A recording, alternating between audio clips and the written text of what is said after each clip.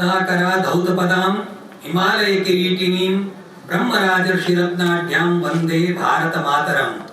वंदे भगवतीं देवीं श्रीरामं च जगद्गुरुं पादपद्मे तयोः श्रुत्वा प्रणमामि मुहुर्मुहुः।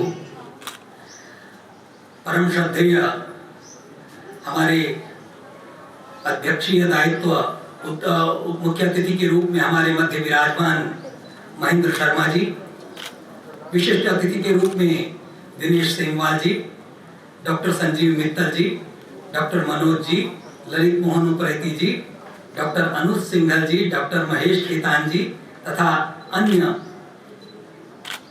बंधु एवं भगिनी, ये पवित्र अवसर हमको प्राप्त हुआ है और मुझे अपनी स्मृतियों में ले जाने का यह अवसर भी श्री गुरु जी की कृपा से प्राप्त हुआ। मैं आनंद के साथ यहाँ पर स्मरण करता हूँ कि शांति कुंज गायत्री परिवार मेरी साधना भूमि है। तपोनिष्ठ वेद मूर्ति पंडित श्री राम शर्मा आचार्य जी की ही सूक्ष्म प्रेरणा यह रही। मुझे बहुत आनंद हुआ। सक्षम के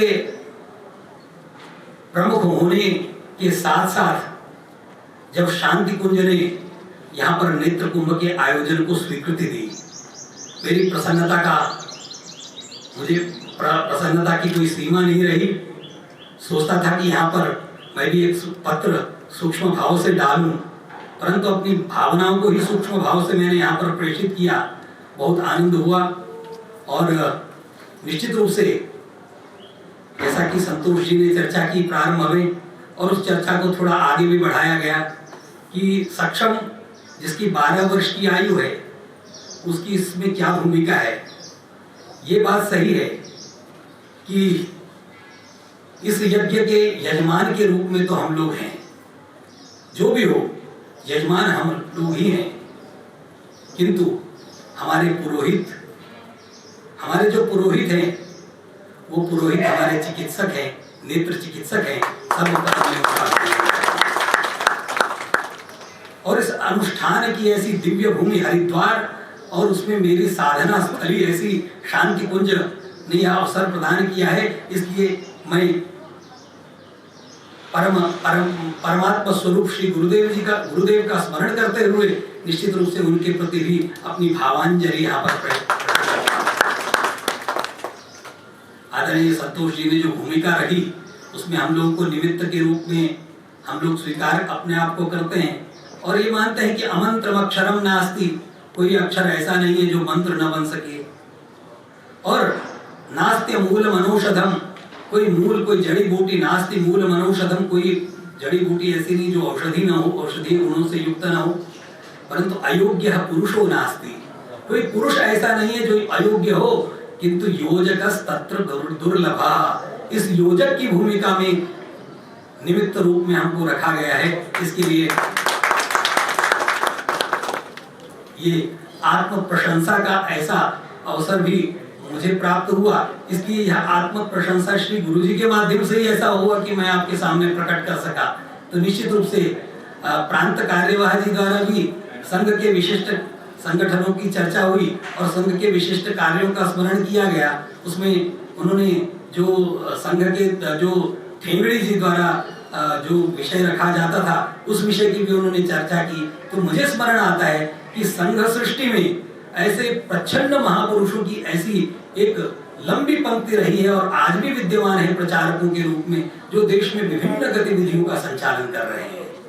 शायद यही श्री गुरु जी यानी पंडित श्री राम शर्मा आचार्य जी की का ही भी ऐसा ही मंतव्य रहा होगा। और हमारे श्री गुरु जी यानी मैं स्मरण कर रहा हूँ द्वितीय सरसंघ चालक जी, प्रथम आद्य सरसंघ चालक जी, ऐसे सभी महापुरुषों का भी ऐसा ही मंतव्य रहा होगा। इस मंतव्य पर हम खरे उतरे, ऐसा हम प्रयत्न करेंगे। कोरोना काल की ऐसी भीषण परिस्थिति में ऐसा प्रयाग जैसा विशाल नेत्र कुंभ के आयोजन की हमारी परिकल्पना उस रूप में भले ही साकार नहीं हुई, परंतु दिव्य चेतनाओं का हमको इस प्रकार से आशीर्वाद प्राप्त होगा कि 7 स्थानों पर हमारा नेत्र कुंभ का आयोजन हरिद्वार की पुण्य नगरी में होगा और उसमें से एक ये भी स्थान होगा। ऐसी भी कल्पना हमारे मन में इस रूप में नहीं थी कि ऐसा भव्य नेत्र कुंभ का स्थान अगर इस प्रकार का हमारा आयोजन ले रहा है तो निश्चित रूप से किसी भी प्रकार से इसकी भव्यता में कोई कमी नहीं आई है। मैं इस अवसर पर एक बार पुनः शांति कुंज हरिद्वार अपने गायत्री परिवार के प्रति अब आभार प्रकट करने का ऐसा तो नहीं कह सकता, परंतु उनके प्रति अपनी आनंदी भावनाओं को प्रकट करते हुए और निश्चित रूप से यह नेत्र कुंभ सफल हो, श्री गुरु जी का आशीर्वाद हम सब पर बरसे, महापुरुषों की दिव्य चेतनाओं का आशीर्वाद हमको प्राप्त हो, इसी भाव के साथ अपनी वाणी को विराम देता हूँ। सक्षम भारत, समर्थ भारत, भारत माता की जय।